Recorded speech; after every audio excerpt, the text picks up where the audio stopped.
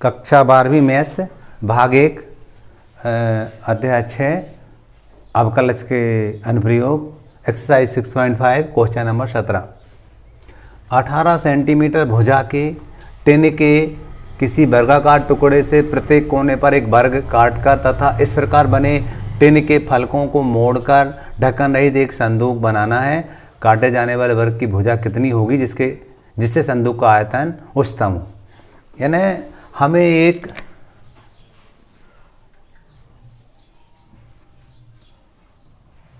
इस टाइप से टिन दे रखा है, 18 सेंटीमीटर इसकी लंबाई है,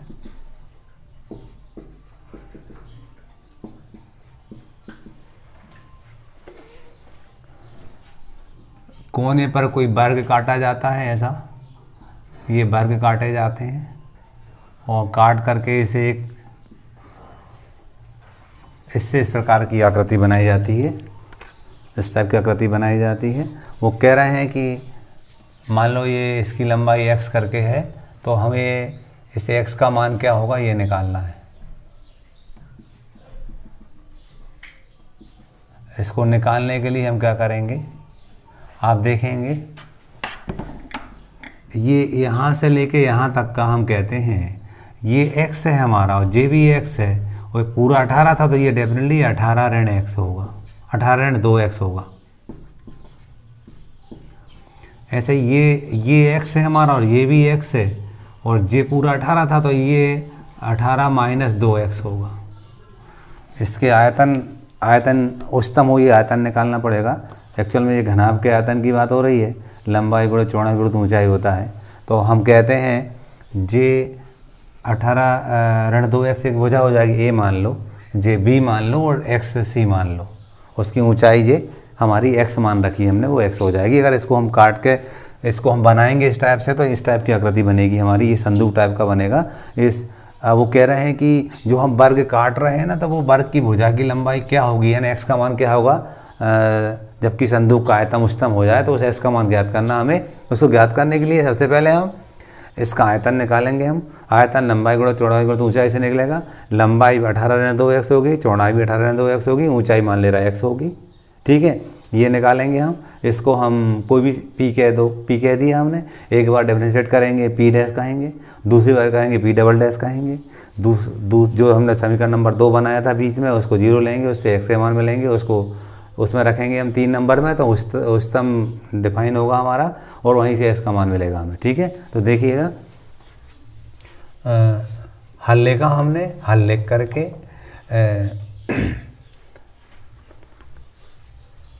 माना काटे जाने वाले वर्ग की भुजा x सेंटीमीटर है, ऐसा अपन ने मान लिया। तो प्रश्न से संदूक का आयतन को एक्चुअल में भी से दर्शाते हैं अपन, लंबाई गुणा चौड़ाई गुणा ऊंचाई होगा। तो हमने यहाँ लिख लिया a इंटू बी इंटू सी, यदि ये लंबाई ये चौड़ाई ये ऊंचाई हो। ABC में कोई याद था घनाभ का आयतन, वही लगाया हमने। v बराबर a कितना है 18 ऋण 2x होगा, b भी 18 ऋण 2x होगा और c हमारा x होगा। क्लियर। यहाँ से v बराबर 2 का मान लेंगे, 9 ऋण x बचेगा, यहाँ से भी 2 का मान लेंगे, 9 ऋण x बचेगा, जे x है, जे वाला x है। इस v बराबर 2 दूनी 4, ये 2 दूनी 4 हुआ और जे 9 ऋण x की संपूर्ण घात 2 बार है तो, और जे x है अपना। और भी सरल करेंगे इसको हम, 4 यहीं लिखा हमने, 9 का वर्ग 81 हो जाएगा, x का वर्ग ऋण 9 दूनी 18x। हमने क्या किया, ये माइनस b का होल स्क्वायर लगा दिया, a square plus b square minus 2ab। तो ये a स्क्वायर तो 9 का वर्ग, b स्क्वायर तो x का वर्ग और 2ab तो 2 गुणित 9 करेंगे, 9 9 18 और x। ठीक है, और बाहर क्या था x ये वाला। आगे अगले पद में v बराबर इस एक्स का अंदर गुणा कर दिया हमने। एक्स का गुणा करेंगे, 4 का भी अंदर कर सकते हैं, तो देखिएगा ऐसा गुणा कर रहे हैं हम, तो 4 को इन्हें ने दिया, ऐसा गुणा करेंगे इसमें एक्स की घात 3 हो जाएगा, इसमें करेंगे तो 18x² हो जाएगा, इसमें करेंगे तो 81x हो जाएगा। ठीक है, एक बार दोनों पक्षों का इसका डिफ्रेंशिएशन करेंगे हम, तो यहाँ पर लिखेंगे v डैश बराबर 4, ऐसा करेंगे तो हो जाएगा 3x का वर्ग, इस करेंगे 36x, इस करेंगे तो 81। ठीक है, इसको हमने समीकरण नंबर, चाहो तो इसको 1 कह दिया, किसी को भी 1 कह सकते थे हम, इसको 2 कह दिया। फिर से करेंगे डिफ्रेंशिएट हम इसके सापेक्ष, तो v डबल डैश बराबर 4 लिखा, ऐसा करेंगे 3 दूनी 6x, दो बाजू में जाएगा 3 दूनी 6x ऋण 36, सही, -36 क्यों, x का 1 हो जाता, 81 का 0। ये समीकरण नंबर कौन सा बना, तीसरा। आप क्या करते थे, 2 को 0 के बराबर लिखते थे, समीकरण 2 को 0 के बराबर लिखते थे। 2 क्या था, ये था 4 3x² -36x + 81 बराबर 0, x की घात 2 3x की घात 2 36x धन 81 बराबर 0 के 4 का भाग दिया हमने, तो ये 4 हट जाएगा, यहाँ 0/4 में 0 हो जाएगा। अब 3 का मान लेते हैं, 3 का भाग देते हैं तो क्या मिलेगा, x की घात 2, ये 12x 3 दूनी 6 और 30 सत्ते 21, सही है, 3 का भाग दिया हमने, तो 3 हट जाएगा, यहाँ 12 बार कटेगा और ये 27 बार कटेगा, यहाँ 0/3 में 0 हो जाएगा। 3 का भाग दिया हमने, लिखा नहीं है हमने, इसको लिख दे दिया। अब क्या करेंगे हम, इसके गुणनखंड निकालेंगे, इसके मान मिलेंगे और मानों को यहाँ रखेंगे, उच्च डिसाइड होगा, फिर हमें इसका मान मिलेगा हमें। ठीक है, तो हम क्या कर रहे हैं, हम रफ बनाते थे, 1 × 27 रफ में लिखते थे हम, 1 27 को 3 × 3 × 3 लिख सकते हैं, लाना है 12, तो 3 × 3 = 9 ऋण 9 ऋण 3 बराबर ऋण 12 हो जाएगा, तो यहाँ लिखेंगे x की घात 2 ऋण 9x ऋण 3x धन 27 बराबर 0। x का मान लेंगे, यहाँ जोड़े बना के तो x ऋण 9 बचेगा, यहाँ से 3 का मान लेंगे तो ये भी x ऋण 9 बचेगा। एक स्टेप मैंने छोड़ दी, डायरेक्ट जोड़े ना बना के डायरेक्ट का मान ले लिया मैंने।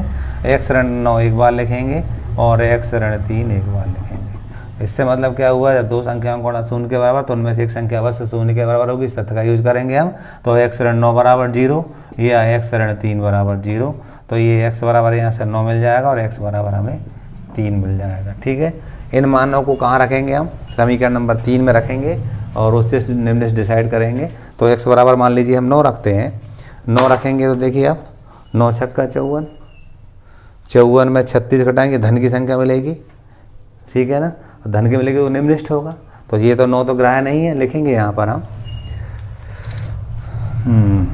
समीकरण 3 में x बराबर 9 रखने पर v डबल डैश नेगेटिव मिलेगा, तो नेगेटिव नहीं पॉजिटिव मिलेगा, मैं लिख के दिखा दे रहा हूँ मैं आपको, 9 रख रहा है इसमें, तो 4 6 × 9 ऋण 36, तो 4 6 9 छक्का 54 ऋण 36 घटाएंगे हम, तो 4 14 में 6 गए 8 और 4 में से गई 18, 18 को 72 आया, ये धन का मिला, तो क्या करेंगे, x बराबर 9 पर भी क्या होगा अपना, निम्नलिखित होगा। ये तो ग्राह्य नहीं है, क्यों ग्राह्य नहीं है, इसलिए ग्राह्य नहीं है कि हमें उच्च आयतन उच्चतम बताना है, तो x बराबर 3 लेंगे, है ना, यहाँ लिखेंगे समीकरण 3 में 1 में x बराबर 3 रखने पर, रखते हैं 3 कहाँ है,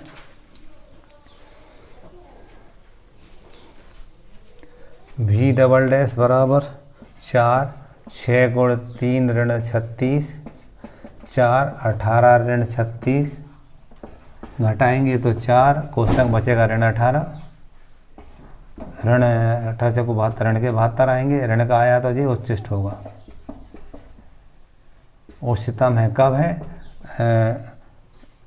x बराबर किस पर, 3 पर, है ना, अतः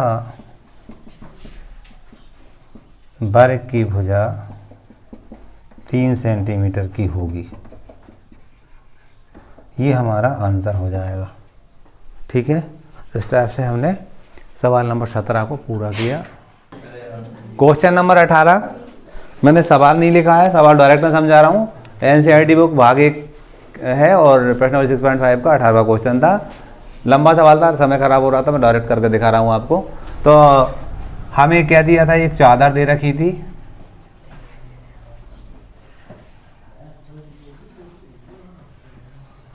उसकी जो लंबाई थी वो हमें दे रखी थी, कितनी थी, 45 और ये 24 दे रखी चौड़ाई। ठीक है, इसके कोनों पर वर्ग काटे जाते हैं ऐसे, इस टाइप से। वर्ग की प्रत्येक भुजा की लंबाई ने, पिछले सवाल जैसे ही ये भी इस प्रकार इससे एक संदूक बनाई जाती है। इसके किस मान के लिए स्तंभ होगा, ये आयतन उच्चतम होगा। तो हम क्या करेंगे, ये मान ले रहा है x है, ये भी x होगा, ये भी x, ये भी x, सब x x के होंगे ये।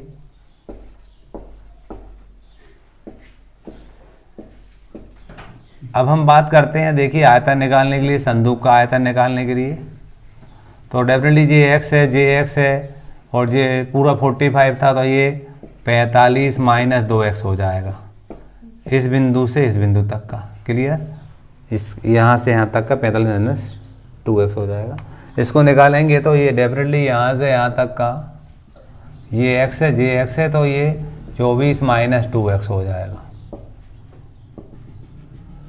और ये ऊंचाई तो हमारी x मान रखी है हमने, उसे x को ही निकालना है हमें। तो माना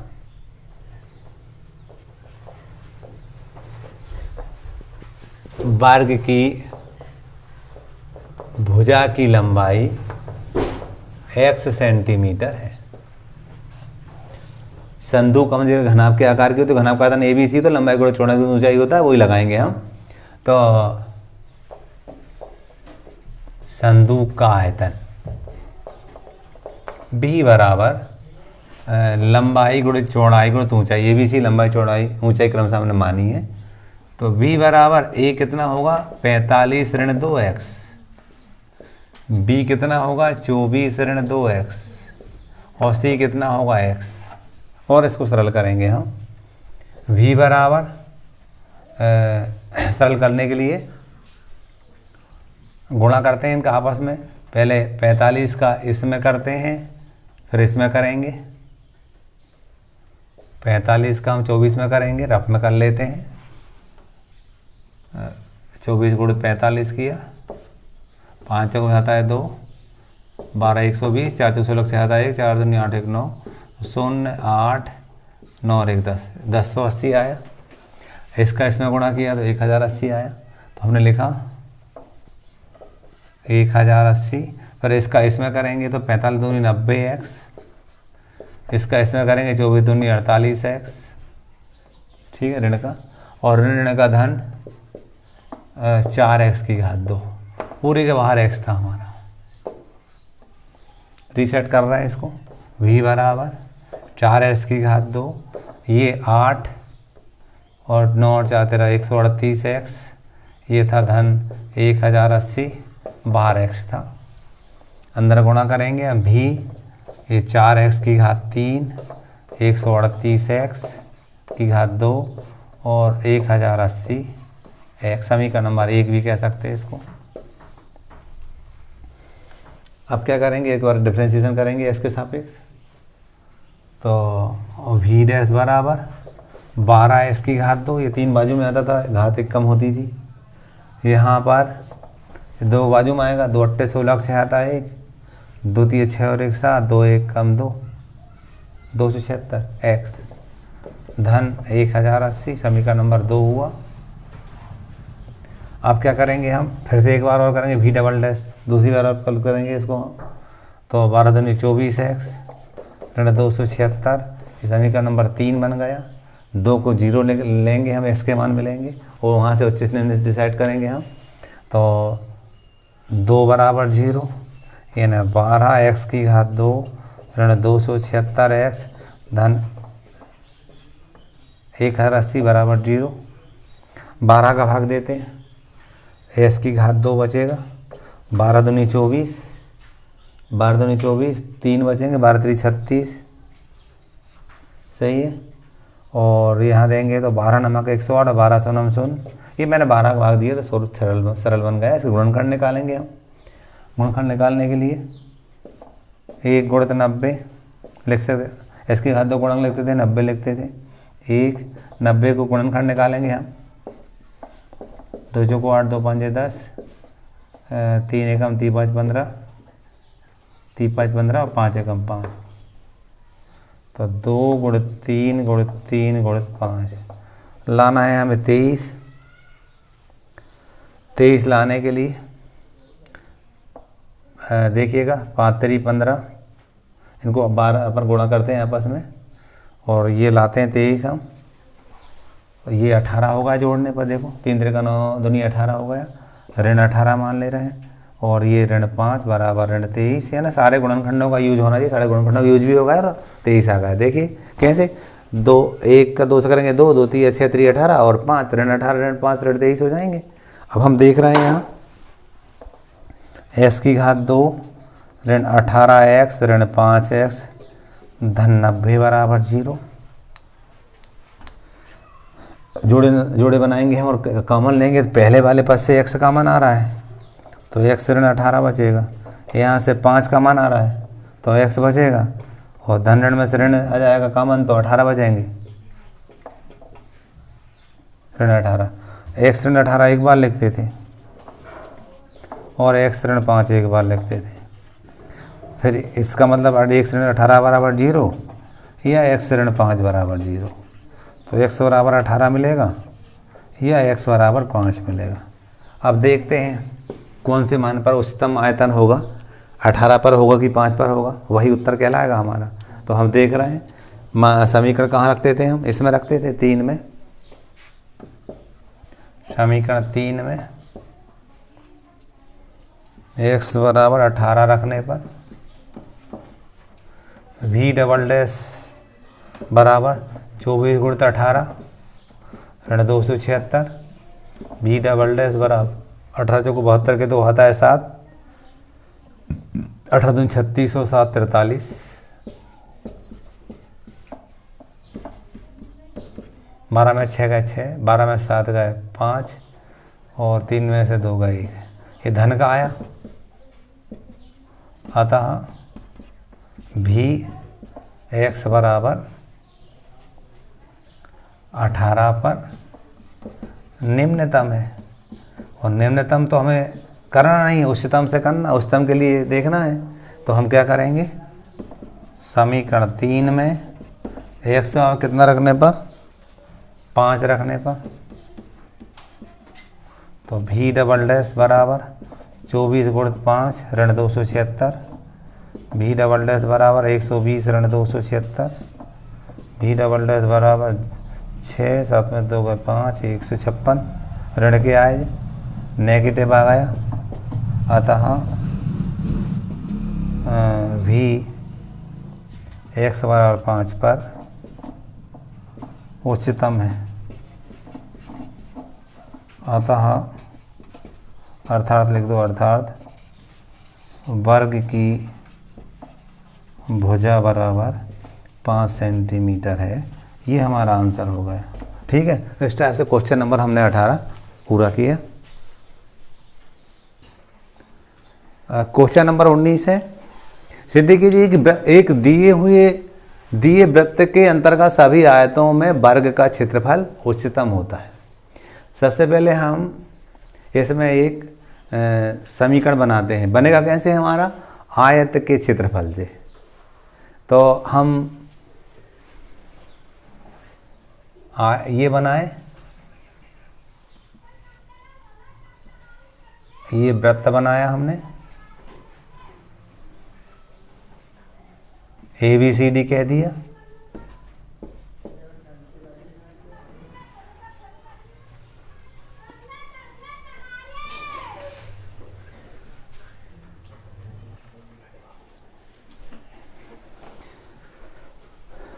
ये ABCD आयत है, यहाँ कहीं केंद्र होगा तो डेफिनेटली जो विकर्ण होगा वो AC होगा, त्रिज्या का दुगना होगा, क्योंकि यहाँ से ये केंद्र O है तो यहाँ से तक की R थी, ये R थी, तो हम कहेंगे ये 2R हो जाएगा। ये पूरी जो होगी वो 2R हो जाएगी यहाँ से A से C तक की, यही त्रिज्या R है। तो अब हम इसको कर रहे हैं, तो करने के लिए हम यहाँ लिखेंगे, हल लिखा हमने, माना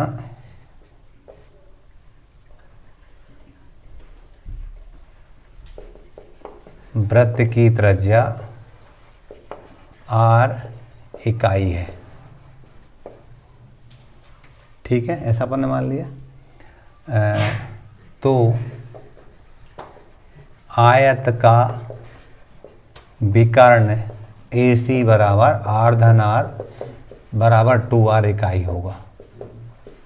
ठीक है, हम जानते हैं आयत का क्षेत्रफल बराबर लंबाई गुणित चौड़ाई होता है। क्षेत्रफल को हम एरिया मानते थे, ये कह दिया। लंबाई क्या है हमारी? लंबाई हमारे पास AB है, लंबाई AB, चौड़ाई क्या है? BC है। क्लियर? अब हम AB निकालें, इस पर कर पाएंगे। हम जब मालूम है आयत का प्रत्येक कोण 90 अंश का होता है, तो 90 का हो गया। इस कोण को हम थीटा मान ले रहे हैं, तो पहले हम AB निकालेंगे, फिर BC निकालेंगे। तो देखिएगा साइन थीटा पर हमने पढ़ा था लंब बटे कर्ण होता था ऐसा। तो साइन थीटा बराबर लंब क्या हो जाएगा? इस कोण के लिए लंब जी हो जाएगा BC, क्या हो जाएगा? BC इस कोण के लिए। और कर्ण क्या होगा? इसके सामने वाली हो जाए, कितनी हो गई? 2R। तो BC का मान होगा वो 2R साइन थीटा होगा। BC का मान 2R साइन थीटा। तो मैं यहाँ पर लिखूँगा एरिया A बराबर, BC का मान है हमारे पास 2R साइन थीटा। AB और निकालेंगे, तो AB निकालने के लिए हम जानते हैं cos थीटा बराबर आधार बटे कर्ण, पढ़ा था हमने ऐसा। तो cos थीटा बराबर आधार AB हो जाएगा, कर्ण ये हो जाएगा पूरा 90 के सामने वाला 2R। तो AB का जो मान मिलेगा 2R cos थीटा मिलेगा। यहाँ पर मैं लिखूँगा 2R cos थीटा, इंटू था यहाँ। अपन इसको थोड़ा रीसेट करेंगे, तो A बराबर 2 दूनी 4 हो जाएगा, 2 दूनी 4। या ऐसा लिख दो, देखना 2 R की घात 2 और 2 साइन थीटा cos थीटा। क्या किया समझ गए आपका? R का R से गुणा करेंगे, R की घात 2, 1 2 यहाँ और 1 2 इसके साथ लिख दिया, ताकि ये सूत्र बन जाए साइन 2 थीटा का। तो हम लिखेंगे ये बराबर 2R की घात 2, ये बन गया साइन 2 थीटा। 11वीं में सूत्र पढ़ा रखा है, 2 साइन थीटा बराबर साइन 2 थीटा होता था। अब इसको 1 कह दिया। क्लियर? एक बार ये महत्वपूर्ण होगा बनाना। अब इसको एक बार डिफ्रेंशिएट करेंगे, इसको डिफ्रेंशिएट करेंगे, एक्स के सापेक्ष थीटा के सापेक्ष करेंगे, थीटा दे रखा है। तो A डैश बराबर 2R स्क्वायर, इसका हो जाएगा क्या हमारा? cos 2 theta. और 2 थीटा करेंगे, 2 और आएगा, तो 2 को मैं गुणा करूँगा, 2 2 जा 4 हो जाएगा। ये समीकरण नंबर कौन सा होगा? दूसरा। पुनः हम करेंगे इसको एक्स के साथ डिफ्रेंशिएट, कास का हो जाएगा माइनस साइन, और 2 और आएगा तो ये 8 लिख दूँ, 8 R की घात 2 साइन 2 थीटा, समीकरण नंबर 3। ठीक है, आप क्या करते थे? समीकरण 2 को 0 के बराबर रखते थे। तो समीकरण 2 बराबर 0, 4R स्क्वायर cos 2 थीटा बराबर 0। तो cos 2 थीटा बराबर 0 बटे समथिंग, तो 0 ही आ जाएगा। तो यहाँ पर लिखेंगे हम cos 2 थीटा बराबर 0, किसका मान होता है? cos पाई बटे 90 अंश का मान 0 होता है। तो यहाँ से लिखेंगे 2 थीटा बराबर पाई बटे 2, तो थीटा बराबर पाई बटे 4। पाई बटे 4 कहाँ रखते थे? इसमें रखते थे। तो कहाँ लिखेंगे हम?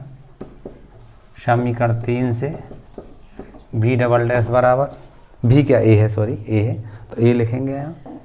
ए डबल डैश बराबर -8 आर की घात 2 और साइन 2 इंटू कितना है π/4 2 एकम 2 2 दूनी 4 -8 आर की घात 2। यहाँ पर हम देख रहे हैं 90 का मान 1 होता था, साइन π/2 90 का मान 1 होगा, तो यहाँ 1 लिख दिया, तो -8 आर की घात 2। ये तो स्क्वायर है, होल स्क्वायर दिया, तो ये तो हमारा पॉजिटिव मिलेगा, ये नेगेटिव है, तो नेगेटिव ही आएगा हमेशा। अतः थीटा बराबर π/4 पर ए क्या है हमारा, उच्चतम है, क्या है,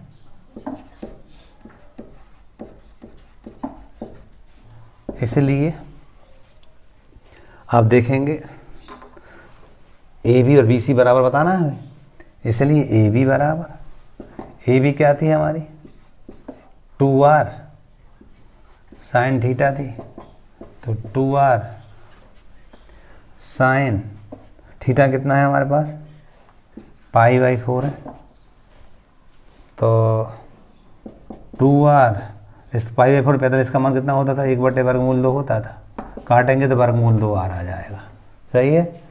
ऐसे बी सी निकालेंगे, बी सी बराबर 2r cos theta, 2r cos theta यानी π/4, तो 2r इसका मान 1/वर्गमूल 2, काटेंगे तो ये वर्गमूल 2r होगा, तो ये हमने देखा ए बी बराबर बी सी आ गया, तो ये हम चारों भुजाएं बराबर हो गई, तो हम कहेंगे सिद्ध हुआ, हेंस प्रूव्ड लिख दिया हमने, ठीक है।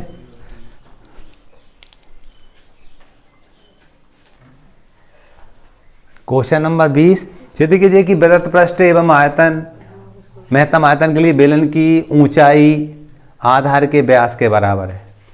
महत्तम आयतन के लिए बेलन यानी हमें आयतन जो है ना, आयतन में समीकरण बनाएंगे हम, है ना, लिखा ना महत्तम आयतन के लिए, तो हम बेलन के आयतन के लिए सूत्र बनाएंगे, ठीक है ना। तो हम जानते हैं यदि बेलन की ऊंचाई है जो त्रिज्या r हो, तो बेलन का जो संपूर्ण पृष्ठ होता है वो 2πr कोष्ठक में आधान h होता है, इससे, और हम जानते हैं बेलन का आयतन v बराबर πr² h होता है, इससे हम एक इक्वेशन बनाएंगे, ठीक है, और फिर उसका डिफरेंशिएशन करेंगे, एक बार करेंगे, दूसरी बार करेंगे, फिर महत्तम वाली बात लगाएंगे और हमारे लक्ष्य पर पहुंच जाएंगे। हमें बताना है कि जो ऊंचाई यानी h है वो व्यास के बराबर है, h बराबर 2r बताना है, ठीक है। यदि बेलन की ऊंचाई h है और वो त्रिज्या r है, लिखते हैं हम, वो करते हैं, हल लिखा हमने, माना बेलन की ऊंचाई h व त्रिज्या r इकाई है, मीटर सेंटीमीटर दिया, इकाई लगा ली हमने, कोई दिक्कत नहीं। हम जानते हैं बेलन का संपूर्ण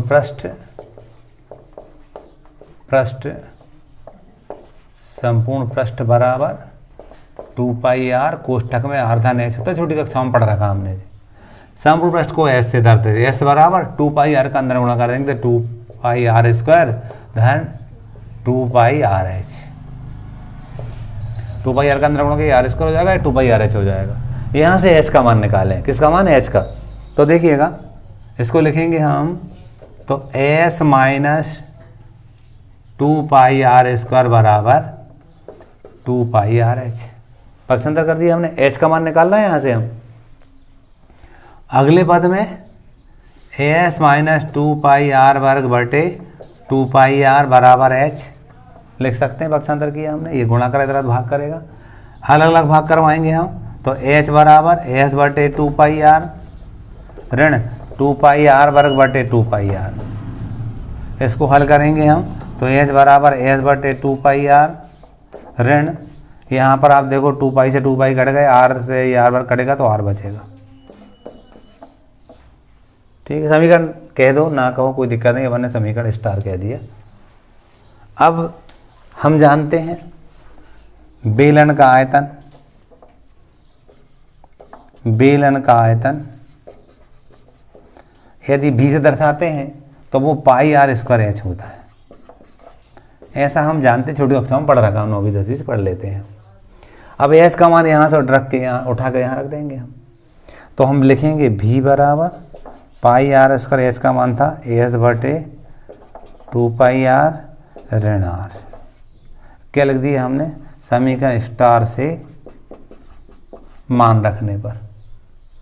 इसको और सरल करेंगे, पाई आर स्क्वायर का अंदर गुणा कर दे रहे हैं ना, इक्वेशन बना रहे हैं पहले हम भी में, फिर उसका डिफरेंशिएशन करेंगे, एक बार दो बार आंसर पहुंच जाएंगे, एच बराबर 2r आ जाएगा हमारा। ठीक है, मैथ में शर्त लगाएंगे तब, तो v बराबर इसका गुणा करेंगे एस पाई आर वर्ग बटे 2 पाई आर ऋण पाई आर की घात 3 हो जाएगी, गुणा में घात जुड़ती है, पाई से पाई कट गया, एक आर बचेगा, तो क्या लिखेंगे v बराबर एस लिखा मैंने, एक आर बचेगा तो आर लिख दिया बटे 2 ऋण पाई आर की घात 3। इसको समीकरण 1 कहा अपन, जो इक्वेशन बनता है उसको 1 कहते हैं, इसलिए मैंने नंबर 1 इसको ना स्टार कहा अपने। ये एक रूपता बनी रहा, अब तक के सवालों में अपन क्या करते थे, 1 का ही हम डिफरेंशिएशन करते आए हैं, तो अपनी वो बनी रहेगी एक रूपता। अब लिखेंगे यहाँ पर आर के सापेक्ष अवकलन करने पर, तो dv बटे डी आर वी डैश कहते हैं अपन, एक बार अवकलन कर रहे हैं, आर है तो आर के सापेक्ष कर रहे हैं, ये करेंगे हम तो s बटे 2 डी आर बटे डी आर हो जाएगा, s बटे 2 कॉन्स्टेंट, डी आर बटे डी आर, यहाँ पाई कॉन्स्टेंट, d बटे डी आर आर की घात 3, x होता तो x के सापेक्ष कर दे, थीटा तो थीटा के सापेक्ष, आर है तो आर के सापेक्ष कर रहे हैं हम। ठीक है, अब यहाँ पर v डैश बराबर s बटे 2 लिख दूँ मैं, क्यों, ये डी आर बटे डी आर 1 हो जाएगा, ऐसा करूँगा तो क्या हो जाएगा 3 पाई आर स्क्वायर, 3 बाजू में आता था, इसको समीकरण नंबर 2 कहते थे हम। एक बार और डिफ्रेंशिएट करते थे हम, तो v डबल डैश बराबर डिफ्रेंशिएट करेंगे अपना, तो ये तो 0 बन जाएगा, कांस्टेंट है, ऐसा करेंगे तो 2 बाजू में ऋण 6 पाई आर हो जाएगा, समीकरण नंबर कौन सा 3 बन गया। ठीक है ना, ये नेगेटिव आ रहा है, ये क्या आ रहा है, नेगेटिव आ रहा है हमारा, और हम समीकरण नंबर 2 को 0 बराबर रख के और देखते हैं, हम आर का मान निकाल के यहाँ रखेंगे, नेगेटिव आएगा तो वो महत्तम होगा, वो महत्तम होगा और उसी पर हम हमारे संबंध को सिद्ध कर देंगे। तो देखना, समीकरण 2 बराबर 0, 2 बराबर 0 मतलब इसको 0 लेंगे, तो s बटे 2 ऋण 3 पाई आर की घात 2 बराबर 0। ठीक है, पक्षांतर करेंगे, s बटे 2 बराबर 3 पाई आर की घात 2 पक्षांतर किया तो s बराबर 6 पाई आर की घात 2। s का मान ऐसा आ रहा है, s का मान नहीं आर का चाहिए, आर भी ज्ञात कर लेंगे, रुक जाओ, इसको मैंने स्टार डबल स्टार कह दी, जरूरत पड़ेगी इसलिए। अब क्या करेंगे, यहाँ से आर का मान निकालेंगे तो s बटे 6 पाई बराबर आर, और जे आ जाएगा करनी के अंदर, क्यों, समझ गए।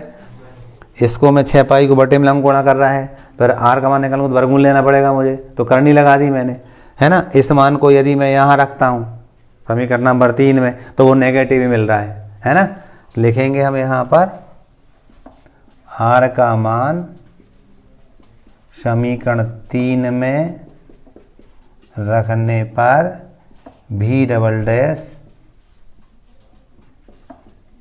ऋणात्मक है, अतः r बराबर अंडर रूट s बटे 6 पाई पर भी महत्तम है। कैसा है, महत्तम है ना, उच्चतम है। अब क्या करेंगे हम, उस संबंध अपन करेंगे, हमें बताना है आधार व्यास के बराबर है, आधार के व्यास ऊंचाई आधार के व्यास के बराबर है। तो ये बताने के लिए हम क्या करते हैं, देखिएगा h वाला संबंध लेते हैं। कहाँ है h वाला संबंध हमारा, ये है, ये वाला संबंध ले रहे हैं हम स्टार में, समीकरण स्टार में, ठीक है, स्टार में s बराबर 6 पाई आर की घात 2 रखने पर हमने निकाला ना, s बराबर 6 पाई आर की घात, ये रखते हैं हम। कहाँ है समीकरण हमारा, ये दिया था एच बराबर एच बटे 2 पाई आर माइनस आर। एच बराबर एस का मान था 6 पाई आर की घात 2 बटे 2 पाई आर माइनस आर। एच बराबर पाई से पाई एकम पाई, पाई एकम पाई, 2 एकम 2, 2 3 6, तो 3 आर, आर वर्ग में से आर घटाएंगे तो आर बचेगा ऋण आर, तो एच बराबर 2 आर। तो देखा आपने जी ऊंचाई है ना, ऊंचाई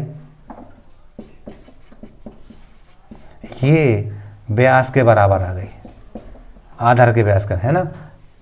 आपने देखा ना एच बराबर 2 आर, एच है ना ऊंचाई, 2 आर ने व्यास होगा जी, तो यही तो बताना था। Hence proved. ये क्वेश्चन नंबर हमारा 20 हुआ। क्वेश्चन नंबर 21, 100 घन सेंटीमीटर आयतन वाले डिब्बे सभी बंद बेलनाकार डिब्बे में से, डिब्बे कैसे बेलनाकार है, बेलन के आकार के हैं, में से न्यूनतम पृष्ठ क्षेत्रफल वाले डिब्बे की बीमा ज्ञात करो। डिब्बे की बीमा, डिब्बे तो बेलनाकार है, बीमा मतलब इसकी ऊंचाई और त्रिज्या होती है, हमें ऊंचाई और त्रिज्या ज्ञात करनी है इसकी। अब हम एक समीकरण बनाते हैं, वो समीकरण कैसे बनाए हम, न्यूनतम पृष्ठ वाले, न्यूनतम पृष्ठ वाले मतलब हमें एस गोले का, बेलन का जो पृष्ठ होता है उस पृष्ठ में हमें समीकरण बनाना, एस हमें समीकरण बनाना है, ठीक है। तो करते हैं, पहले मानेंगे, माना बेलन की जो ऊंचाई एच है और त्रिज्या आर है, सेंटीमीटर है तो सेंटीमीटर में मान लेंगे हम, और फिर शुरुआत करते हैं हम। देखिएगा यहाँ हल लिखा हमने, हल लिख करके माना बेलन की ऊंचाई h सेंटीमीटर व त्रिज्या r सेंटीमीटर है, हमें ये ज्ञात करना है। अब हम जानते हैं बेलन का आयतन, बेलन का आयतन बराबर पाई आर स्क्वायर एच होता है। आयतन दिया था हमें 100 बराबर पाई आर स्क्वायर एच, यहाँ से एच का मान निकालेंगे तो 100 बटे पाई आर स्क्वायर बराबर एच। इसको मैंने स्टार कह दिया, स्टार कह दिया। एक तो मैं कहीं स्पेशल जगह कहता हूँ, जहाँ से अपन अपकलन शुरू करते हैं उसके पहले वाले को एक कहता हूँ, सारे सवालों में मैंने ऐसे ही किया है।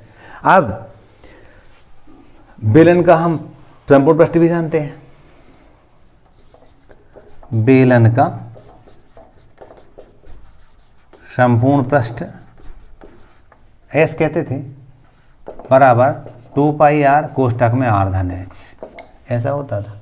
तो एस बराबर 2 पाई आर की घात 2 अंदर गुणा किया तो, और ये 2 पाई आर एच। अब एच का मान स्टार से देख के रख दे रहे हैं हम, एच का मान ये था, इसको यहाँ रख दे रहे हैं, ठीक है। तो एस बराबर 2 पाई आर की घात 2 धन 2 पाई आर, एच का मान था हमारे पास 100 बटे पाई आर वर्ग, ठीक है। एच का मान मैंने स्टार से देख के रख दिया, लिख सकते हैं अब समीकरण इसमें एच का मान स्टार से देख के रखने पर। एस बराबर 2 पाई आर की घात 2, आप देखोगे पाई से पाई कट गया है ना, और एक आर कटेगा, आर बचेगा, और 100 का 200 गुणा करेंगे 200 बचेगा, 200 बटे आर। इसको समीकरण ये कहेंगे। दोनों पक्षों को आर के हिसाब से डिफरेंशिएशन करेंगे, तो ये तो एस डैश लिख देंगे हम, डी एस बटे डी आर को एस डैश लिख दे रहे हैं हम, ठीक है। तो एस डैश बराबर 2 पाई डी बटे डी आर, आर की घात 2, यहाँ पर 200 डी बटे डी आर, आर की घात ऋण 1 ऊपर गया तो ऋण 1 बनेगा जी। अगले पद में एस डैश बराबर 2 पाई, इसको करेंगे तो 2 आर आएगा, आर स्क्वायर का 2 आर होगा। इसे करोगे आप तो ऋण 200 बटे आर की घात 2, क्योंकि ऋण 1 बाजू में आता और ऋण 1 होता तो ऋण 2 बनता, आर की घात ऋण 2 बनता, तो वो ऋण 2 हो जाएगा, धन 2 बन जाएगा, ठीक है। ये हमारा समीकरण नंबर, और रीसेट कर दे रहे हैं हम, एस डैश बराबर 2 दूनी 4 पाई आर माइनस 200 बटे आर की घात 2, समीकरण नंबर दूसरा बन गया। अब क्या करेंगे हम, इसका पुनः डिफरेंशिएशन करेंगे आर के सापेक्ष समीकरण नंबर 2 का। तो इसको एस डबल डैश कहेंगे। एस डबल डैश बराबर, इससे करेंगे तो 4 पाई आ जाएगा, क्योंकि D R but D R का 1 हो जाता, ये 4 पाई हो गया। ये ऋण था, एक ऋण और आएगा, धन बन जाएगा, धन लिख दूंगा मैं, और 2 बाजू में आएगा, 200 दूनी 400 हो जाएगा, वो 400 बटे आर की घात 3 लिख दूं, चलेगा। 400 बटे आर की घात 3, आर की घात 3 कैसे बना समझ गए होंगे आप भाई। हम इसका करेंगे डी बटे डी आर की घात ऋण 2 है, ऋण 2 बाजू में आता, और ऋण 2 ऋण 1 होता तो ऋण 2, आर की घात ऋण 3 होता तो ऋण 2 गुणा इससे करेंगे तो वो धन बन जाएगा, ऋण का धन बन गया जी, और 200 दूनी 400 और आर की घात 3 आर नीचे गया तो ठीक है ना। ये समीकरण नंबर 3 में क्या करते थे हम, समीकरण 2 बराबर 0 लिखते थे। 2 कहाँ है हमारा, जे है, तो एस डैश बराबर 0, यानी क्या लिखेंगे 4 पाई आर माइनस 200 बटे आर की घात 2 बराबर 0। इसको करेंगे हम, पक्षांतर करेंगे, उधर ले गए, तो 4 पाई आर बराबर 200 बटे आर की घात 2, ठीक है। या हम लिखेंगे इसको तो आर की घात 3, आर की घात 3 बराबर 200 बटे 4 पाई, इसका इससे गुणा किया, आर की घात 3 ये 4 पाई बटे में आ जाएगा, काटेंगे 4 एकम 4, 4 पंजे 20, 400 नम सुन, तो आर की घात 3 बराबर 50 बटे पाई, ठीक है। आर बराबर 50 बटे पाई की घात 1 बटे 3 घनमूल लेंगे तो करनी सही है, ये आर का मान मिला। अब इस मान को मैं समीकरण 3 में रखूंगा तो ये धन का मिलेगा मुझे। हम लिखेंगे समीकरण 3 में आर का मान रखने पर एस डबल डैश बराबर धनात्मक मिलेगा। क्या मिलेगा हमें, धनात्मक है, आता यहाँ रखूंगा धन का मिलेगा, अब रख देंगे धन का मिलेगा, क्यों, ये धन का है और ये सारे धन के पूरा धन का मिलेगा, धन का मिलेगा तो हम क्या कहेंगे, फलन कैसा होगा हमारा, जो निम्नतम होगा। अतः आर बराबर 50 बटे पाई की घात 1 बटे 3 पर एस निम्नतम है। अब इस मान को, आर के मान को कहाँ रखेंगे हम, इसमें रख देंगे, इसमें तो एच मिल जाएगा। तो हम लिखेंगे समीकरण स्टार्स में आर का मान रखने पर हम रखेंगे तो एच बराबर 100 बटे पाई आर की घात 2, यानी ये आएगा, आर की घात 2 का मान क्या आएगा, यही आएगा 50 बटे पाई की घात 1 बटे 3, 50 बटे पाई की घात 1 बटे 3। और ध्यान करो जी वर्ग है तो क्या आ जाएगा 2 बटे 3। अरे वर्ग है ना जी, हमने देखा है इसमें इसका मान आर का वर्ग था तो वो 1 बटे 3 तो आता, 2 बटे 3 मैंने क्यों कर दिया, क्योंकि वो वर्ग दिया था। अब इसको और थोड़ा रीसेट कर लो, एच बराबर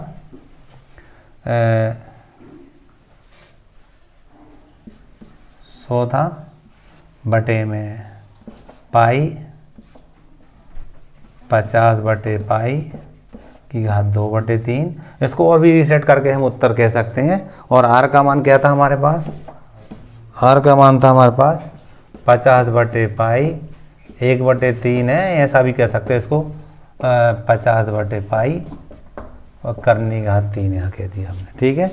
तो ये इस टाइप से हमारे इसकी बीमाएँ होंगी डिब्बे की। इसको करने के लिए एच बराबर 100 लिखा हमने, ये बिंदी वाला भाग लगा दिया, लगा सकते हैं, बड़ा कोष्ठक लगा दिया, पाई था ये पाई है हमारा, और पाई के बाद हम कहते हैं ये कोष्ठक लगा दिया। हम जानते थे 2 बटे 3 को हम लिख सकते हैं 1 ऋण 1 बटे 3 बराबर हम लिख सकते हैं 2 बटे 3 हल करने पर। तो इसको मैं 50 बटे पाई तो था इसको मैं लिख सकता हूँ इसको 50/पाई लिखा, इसके बटे में 50/पाई की घात 1/3, ऐसा अपन लिख सकते हैं। कैसे? जे घात 1 है, हम जानते हैं जे भाग की क्रिया हो रही, इस बात को लाना है हमें, तो जे दोनों के आधार समान, तो आधार तो एक बार लिख देंगे, इसकी घात 1, इसकी घात 2, 1/3 है, घटाएंगे तो वो 2/3 बचेगी, इस बात को हम ऐसा लिख पाएंगे। अगले पद में आप देखोगे ये वाले पाई से ये वाला पाई कट गया, कोई दिक्कत तो नहीं। AH बराबर 100 लिखा, भागित ये लिखा हमने, यहाँ 50 है हमारा, बटे ये क्या था, 50/पाई की घात 1/3, भाग का गुणा करेंगे संख्या पलट जाएगी, ये ना, ये ऊपर जाएगा, ये नीचे आ जाएगा, तो हम क्या लिखेंगे, AH बराबर 100 गुणित 50/पाई की घात 1/3 और बटे में 50 आ जाएगा, 5 शून्य से शून्य कट गई, 5 जगह 5, 5 दूनी 10 आ गया, तो ये हमारा आया 2 50/पाई की घात 1/3 इकाई। हमें सेंटीमीटर तो सेंटीमीटर लिख देंगे। ये क्या हो गई, इसकी ऊंचाई हो गई, और ये सेंटीमीटर में थी, ये हमारी वो हो गई। इसको और थोड़ा रीसेट कर सकते हैं, 2√50/पाई करनी 3 सेंटीमीटर, करनी घात 3 है वो, ठीक है। इस टाइप से हमने इसको और सरल कर दिया।